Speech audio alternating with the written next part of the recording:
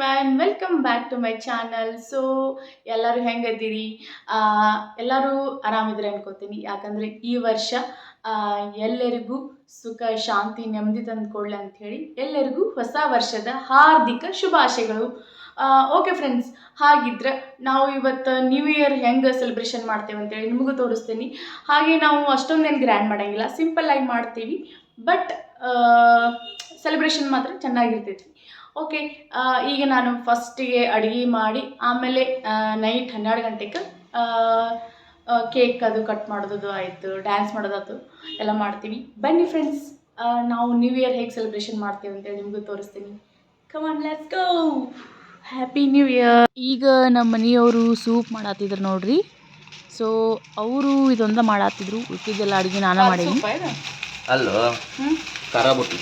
ಖಾರ ಬೋಟಿ.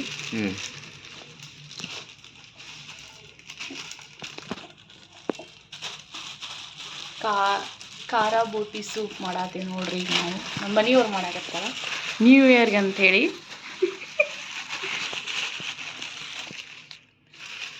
ದಿನ ಮಾಡಂಗಿಲ್ಲ, ನ್ಯೂ ಇಯರ್ಗೆ ಅಷ್ಟೇ ಮಾಡ್ತಾರೆ. ಮೋನಿಕಾ, ಮೋನಿಕಾ. ಖಾರ ಬೋಟಿ ಸೂಪ್ ಅಂತ.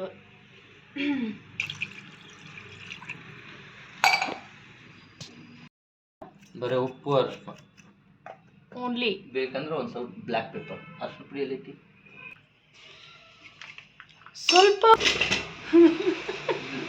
ಇಲ್ಲ ನೋಡಿ ಫ್ರೆಂಡ್ಸ್, ಎಷ್ಟು ಹಾಕ್ಯಾರ ನಮ್ಮ ಮನೆಯವರು ಅರಿಶಿನ ಪುಡಿ. ಮದ ಆಗಿ ಗೊತ್ತಿಲ್ಲ, ಅಲ್ಲೇ ಇರ್ತೀನಿ.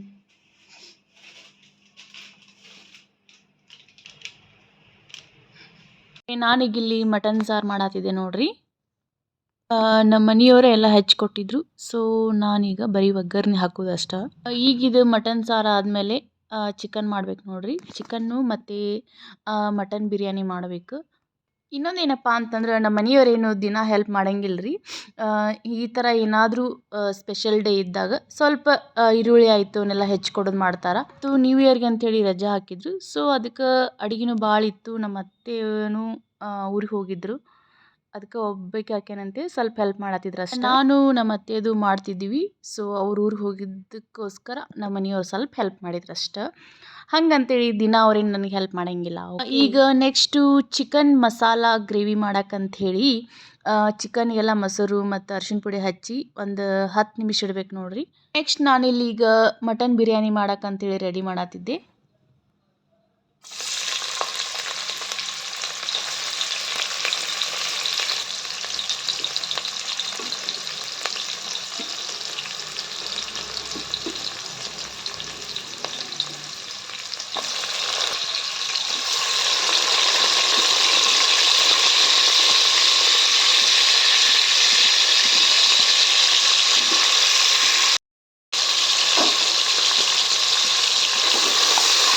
ನಾವು ಬಿರಿಯಾನಿಗೆ ಜಾಸ್ತಿ ಪೀಸ್ ಹಾಕಂಗಿಲ್ಲ, ಯಾಕಂದ್ರೆ ಅದ್ರೊಳಗಿನ ಪೀಸ್ ಯಾರು ತಿನ್ನೋದೇ ಇಲ್ಲ ನಮ್ಮ ಮನೆಯೊಳಗೆ.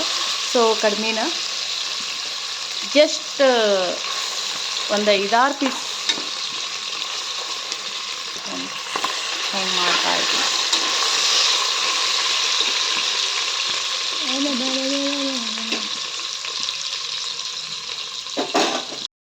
ಇದಕ್ಕೀಗ ಸ್ವಲ್ಪ ಗರಂ ಮಸಾಲ, ಬಿರಿಯಾನಿ ಮಸಾಲ, ಶುಂಠಿ ಬೆಳ್ಳುಳ್ಳಿ paste, red chilli powder, coriander powder, so ಎಲ್ಲ ಹಾಕಬೇಕು. ಬಿರಿಯಾನಿ ಮಸಾಲ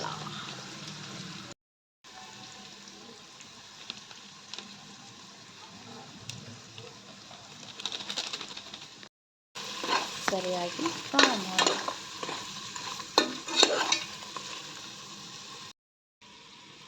ಮೊಸರು ಹಾಕಿರ್ತೀನಿ ಸ್ವಲ್ಪ, ಅಂದ್ರೆ ಟೇಸ್ಟ್ ಚೆನ್ನಾಗಿ ಬರ್ತೈತಿ ಮೊಸರು ಹಾಕಿದ್ರೆ ಬಿರಿಯಾನಿಗೆ. ಫೈನಲಿ ಬಿಸಿ ಬಿಸಿ ಬಿರಿಯಾನಿ ರೆಡಿ ಆಯ್ತು ನೋಡಿ. Wow, super. ಹಾಗೆ ಇಲ್ಲಿ ಚಿಕನ್ ಕೂಡ ರೆಡಿ ಆಗೈತಿ ನೋಡಿ. Chicken chicken chicken chicken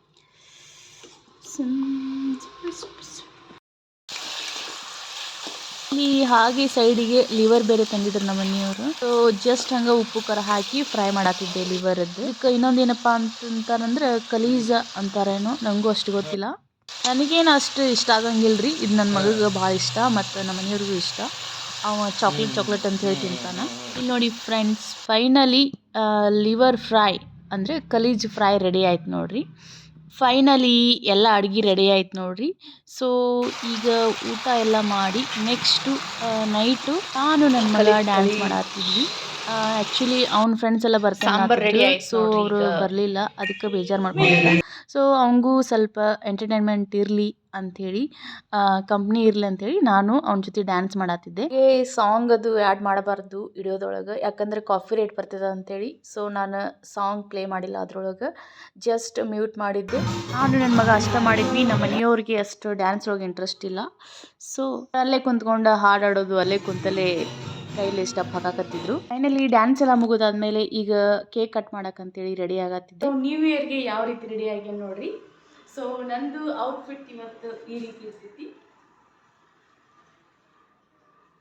light colour, light pink gown. So ಜಾಸ್ತಿ ಏನು ರೆಡಿ ಆಗಿಲ್ಲ, ಸಿಂಪಲ್ ಆಗಿ ರೆಡಿ ಆಗೀನಿ.